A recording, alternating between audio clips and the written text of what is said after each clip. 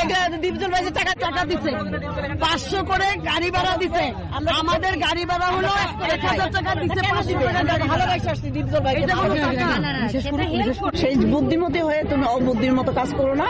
তুমি এগুলা সব বন্ধ করো, এগুলা মীমাংসা করো। আমরা এগুলা চাই না, আমরা অশান্তি চাই না। এই ইন্ডাস্ট্রিটা বন্ধ হয়ে যাক, আমরা এটা চাই না। আমরা সবাই একসাথে থাকি, আমরা একটা পরিবার।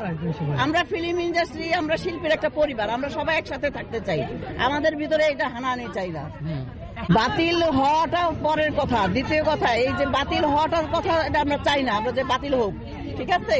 সেটার জন্য নিপুণকে বলতেছি এগুলা বন্ধ করার জন্য। টাকা তো নিপুণও দিচ্ছে, এগুলা দীপজল ভাই যে টাকা দিচ্ছে, দীপজল ভাই বাইক সেটাতে এমনি যান খরচ করে। না না, সাবমিট করলে তো হবে না, সে তো আরো বেশি টাকা দিচ্ছে, সে তো টাকা নিজেই দিচ্ছে।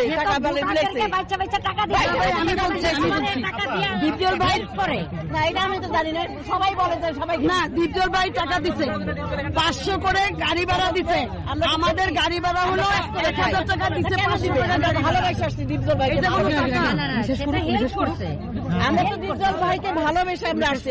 দীপজল ভাই আমাদেরকে টাকা দেবে কেন? দীপজল ভাইকে আমরা খুব ভালোবাসি সবাই, আমরা দীপজল ভাইয়ের ভালোবাসায় আমরা আসছি। আমাদের ইন্ডাস্ট্রিকে বাঁচাতে আমরা আসছি, সোজা কথা, এক কথায় ইন্ডাস্ট্রিকে বাঁচাতে আসছি। আর আমাদের প্রধানমন্ত্রীর কাছে একটাই অনুরোধ করবো, আপা আপনাদের, আমাদের আপা, আমাদের মা, আমাদের ভালোবাসার মানুষ, বঙ্গবন্ধুর মেয়ে আপনি, আপনাকে আমরা অনেক ভালোবাসি।